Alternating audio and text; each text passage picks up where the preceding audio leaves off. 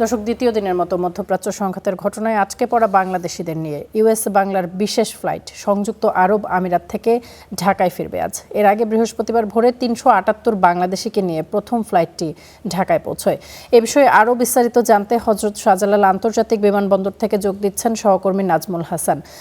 নাজমুল, শুভ সকাল আপনাকে। বিমানবন্দরের সার্বিক পরিস্থিতি তো জানাবেনই, সেই সাথে জানাবেন এই ফ্লাইট আসলে কখন নাগাদ সেই যাত্রীদের নিয়ে এসে পৌঁছবে। তামান্না, আপনাকেও শুভ সকাল।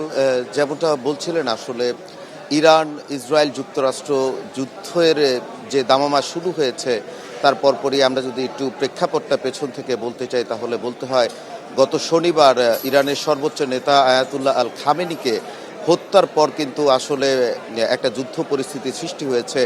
ইরানও পাল্টা হামলা চালাচ্ছে ইসরায়েল এবং যুক্তরাষ্ট্র ইসরায়েলও কিন্তু পাল্টা হামলা চালাচ্ছে ইরানে, এবং তারই উদ্ভূত পরিস্থিতিতে আমরা যদি বলতে চাই মধ্যপ্রাচ্যকে কেন্দ্র করে একটি সংকট সৃষ্টি হয়েছে। সেই সংকটটার কথা যদি আমরা বলতে চাই, ইরান হচ্ছে যুক্তরাষ্ট্রের যেসব ঘাঁটিগুলো রয়েছে মধ্যপ্রাচ্যে, সেসব ঘাঁটিগুলোতে তারা কিন্তু হামলা চালানো শুরু করে। সেই হামলার পরিপ্রেক্ষিতে কিন্তু যেহেতু তারা হচ্ছে ব্যালিস্টিক মিসাইল ব্যবহার করছে, তাছাড়া ড্রোন ব্যবহার করছে, তো সেহেতু আকাশসীমা কিন্তু এইসব দেশের আকাশসীমা আমরা যদি একটু বলতে চাই, কাতার, কুয়েত, আরব আমিরাত সহ বিভিন্ন কয়েকটি আসলে মধ্যপ্রাচ্যের দেশের আকাশসীমা কিন্তু যেহেতু বিপজ্জনক পরিস্থিতিতে রয়েছে, সেহেতু কিন্তু গত শনিবার থেকে এখন পর্যন্ত প্রায় 200-র উপরে বাংলাদেশিদের ফ্লাইট আসলে ক্যান্সেল হয়েছে। সেই ফ্লাইটে ক্যান্সেলের কারণে কিন্তু আমরা যতদূর জানতে পেরেছি বেবিচকের তথ্য মতে গত বৃহস্পতিবার পর্যন্ত প্রায় 173,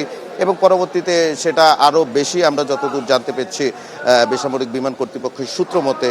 তো সেই প্রেক্ষিতে পরবর্তীতে আটকে যাওয়া যাত্রীদের আসলে দেশে ফেরানোর জন্য ইউএস বাংলা এয়ারলাইন্স হচ্ছে দুটি বিশেষ ফ্লাইট পরিচালনা শুরু করেন, এবং তারই পরিপ্রেক্ষিতে গতকালকেই কিন্তু বৃহস্পতিবার একটি ফ্লাইট ইতিমধ্যেই দেশে পৌঁছেছে। এবং আজকে এখন শাহজালাল আন্তর্জাতিক বিমানবন্দরে দেখতেই পাচ্ছেন মানুষের আসলে ভিড়। এই ভিড়টা হচ্ছে দুবাই থেকে, আসলে সংযুক্ত আরব আমিরাত থেকে যে ফ্লাইটটি ইতিমধ্যেই কিন্তু এটা ল্যান্ড করেছে। আমরা কিছুক্ষণ আগেই এখানে পৌঁছালাম এবং পৌঁছানোর পর আমরা জানতে পেরেছি যে ফ্লাইটটি ইতিমধ্যেই হচ্ছে হযরত শাহজালাল আন্তর্জাতিক বিমানবন্দরে সেটি হচ্ছে অবতরণ করেছে, এবং যাত্রীরাও হচ্ছে বের হচ্ছেন ইমিগ্রেশন কমপ্লিট করে। এবং আসলে আটকে যাওয়ার পর দেশে ফেরার যে ইচ্ছেটা, কারণ অনেকেই হয়তো দেশে ফেরার জন্য, যেহেতু রমজান মাস চলছে, সামনে ঈদ আছে, অনেকেই দেশে ফেরার জন্য আগে থেকেই টিকিট করে রেখেছিলেন। যেহেতু ফ্লাইটগুলো ক্যান্সেল হয়েছিল, অনেকেই শঙ্কায় ছিলেন আসলে দেশে ফিরতে পারবেন কিনা। ইউএস বাংলা এয়ারলাইন্স যখন হচ্ছে এই বিশেষ দুটি ফ্লাইট চালু করলো, তারা শুরুতেই আমরা যদি বলতে চাই প্রথম ফ্লাইটটিতে তাদেরও কিছু ক্রু আসলে গত শনিবার থেকে এই 5 দিন পর্যন্ত তারা আসলে সংযুক্ত আরব আমিরাতে তারা আটকে ছিলেন। সেই 27 ক্রুকে কিন্তু গতকালকে যে ফ্লাইটটি, সেই ফ্লাইটটিতে প্রথমে তাদেরকে সহ প্রায় 350-এর বেশি যাত্রী কিন্তু দেশে অবতরণ করেছেন, এবং আজকের ফ্লাইটটিতেও তারা হচ্ছেন অনেকাংশেই অনেক যাত্রী এখনো এক্স্যাক্ট আমরা তথ্যটা জানতে পারিনি আজকে আসলে কতজন যাত্রী নিয়ে ফ্লাইটটি অবতরণ করেছেন, বাট ইতিমধ্যেই হচ্ছে ছেড়ে আসা ফ্লাইটটি হযরত শাহজালাল আন্তর্জাতিক বিমানবন্দরে অবতরণ করেছেন। এবং যেহেতু আসলে যুদ্ধ পরিস্থিতি, তাদের পরিবার যারা আছেন তারাও আসলে শঙ্কায় ছিলেন, সেখানে যারা আটকে ছিলেন তারাও শঙ্কায় ছিলেন যে দেশে ফিরতে পারবেন কিনা, যেহেতু আকাশসীমা বন্ধ করে দিয়েছিল এই যুদ্ধ পরিস্থিতিকে সামনে রেখে।